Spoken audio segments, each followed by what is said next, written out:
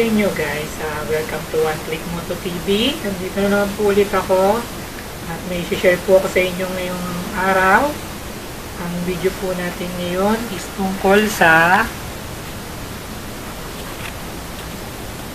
alam nyo ba kung ano to? Yan. Ito ay kung tawagin nila ay magic washer. Yan. Meron nga bang magic sa washer na to? Yan. Pero ito, ang purpose talaga nito is, ito ay tuning washer. Ginagamit ito sa pagtono ng panggilid. Ngayon, tinawag nila itong magic washer kasi meron siyang kakaibang nagagawa. Kumbaga, meron siyang naidadagdag na performance sa motor. Kumbaga, lalagyan mo lang nito is mag-iiba yung takbo ng motor mo. Yan, meron siyang naiaambag kahit ganyan lang siya. Kahit ito lang ilagay mo. Yan. Ito ay 1mm tuning washer.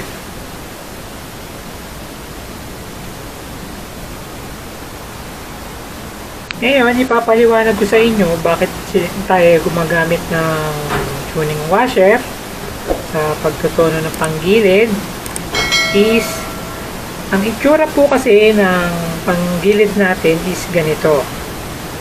Yan. Kung makikita nyo po yung visual na yan, kung makikita nyo yung kulay blue, yan po ang nagre-represent ng belt. Ang nasa kaliwa naman po ay ang drive phase, ang pulley. Pag nasa stock setting po ang ating panggilid, ganyan po ang makikita nyong posisyon ng belt. Ganyan po ang posisyon niya. Hindi po siya sumasagad sa pinakagitnaan ng ating bushing. Ang kulay pula po ay yun ang nagre-represent ng bushing ng pulley at drive phase. Hindi niya po naaabot yan. Tapos, kung makikita nyo naman po dito sa gilid, ayan, stock setting of the belt in the pulley. Kung makikita nyo yung pulley, ganyan po ang itsura. Nakalutang po ang belt. Tapos, sa position naman po ng belt sa torque drive is nakalubog.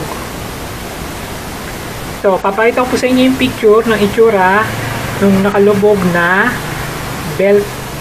Yan. Pag-stock po kasi, ganyan ang settings niyan. Paano nga ba ginagamit ang tuning washer? Ito ay nilalagay dito sa part ng bushing para humaba ang bushing at bumaba ang belt sa gitna. Ngayon naman po, kung lalagyan kasi natin siya ng tuning washer, is makikita nyo po yung kulay blue na belt na nagre-represent ng belt. Yung kulay blue is bababa po yan sagad hanggang sa bushing. Yan. Aabutin niya po yung baba. Ngayon, kung makikita nyo naman po sa position ng belt, makikita nyo po dito sa may pulley side, babang-baba siya doon sa pinakagitna.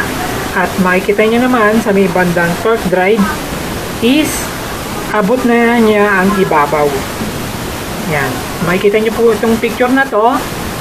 Yan. Ganyan po ang mangyayari pag gumamit tayo ng tuning washer. Bukod sa pagpapababa ng belt sa pulley side at pagpapaangat naman sa torque drive side ng belt, bakit ba natin sila ginagawang ganong setup? Ngayon, kung makikita yung visual na to, halimbawa, tayo ay naka-manual transmission, makikita nyo, ang posisyon ng belt natin is halos nasa segunda na. Kumbaga, pag umandar tayo, pagsisimula ang gear position natin is sa segunda pag walang washer. Kasi nakaangat yung belt natin sa pulley side. Ngayon naman, pag nilagyan natin ng tuning washer ang ating motor, is kung makikita nyo dito sa visual na ang start ng andar natin is talagang magsisimula sa first gear. Kumbaga, binibigyan niya ng mahabang buwelo yung motor natin para magbigay ng magandang arangkada. Ang benefits kasi na makukuha natin dito sa ganitong setup is madadagdagan yung arangkada natin. Gaganda yung arangkada natin. Kumbaga, magsisimula siya sa primera, kumbaga sa decambio, magsisimula siya sa primera, bibigyan niya ng magandang hatak yung takbo ng motor natin. Kumbaga, kasi pag nagsimula tayo sa second gear, halimbawa, ibig sabihin medyo mabigat ng konti na yung takbo natin. Kumbaga, mabagal bago umusad ng mabilis.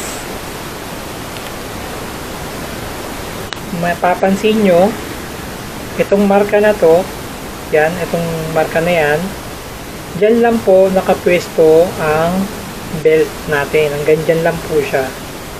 Ngayon, kung gagamit po tayo ng tuning washer, is maaabot niya po itong part na ito. Yan. Ito, yung pangalawang guhit.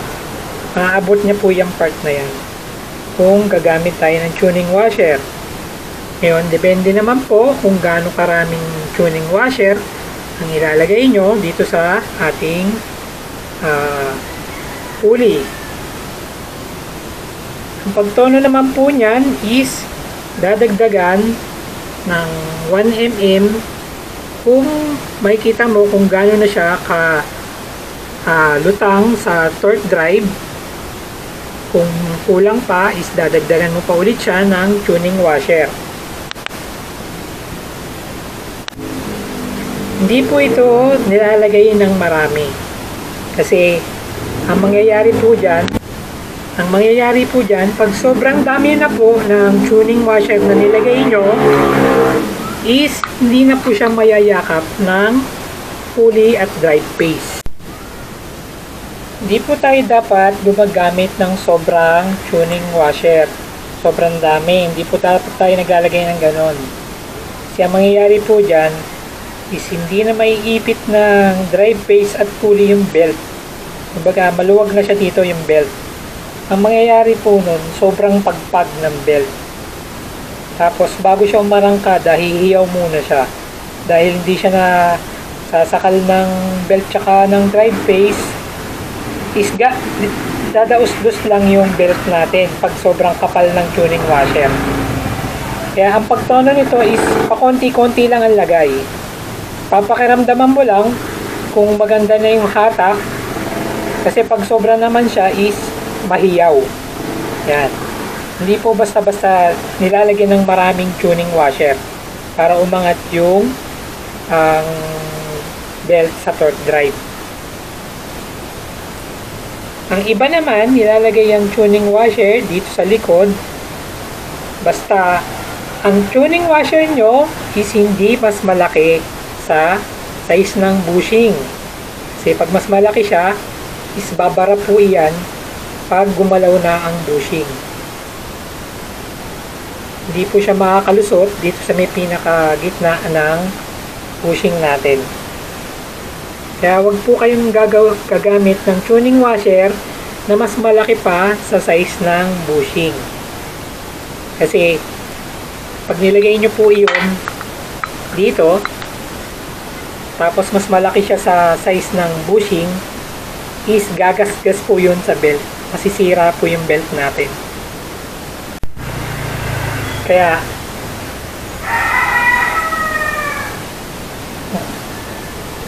kung kayo po ay magsi-CVT tuning, maaari po kayong gumamit nito para makompensate nyo yung pinakasagad ng baba ng belt at angat ng torque drive.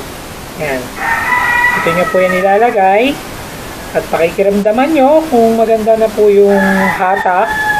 Ngayon po, kung kulang pa, pwede nyo naman pong dagdagan. Basta titingnan nyo lang po mabuti kung magpapagpag yung belt. Yan. Basta tatama, gagamit lang din po ng tamang size ng tuning washer na sinlaki ng bushing. Huwag po tayo gumamit ng mas malaki pa dyan para hindi tayo magka-problema. Yan. Bibigyan po kasi tayo ng magandang start sa pagtakbo nito. Magandang arangkada. Yan. Meron naman po nagsasabi na pag gumamit ka ng tuning washer is hindi nasasagad yung belt mo sa dulo. Maaari pong mangyari yun kung ang gagamitin nyo po ay puro stock.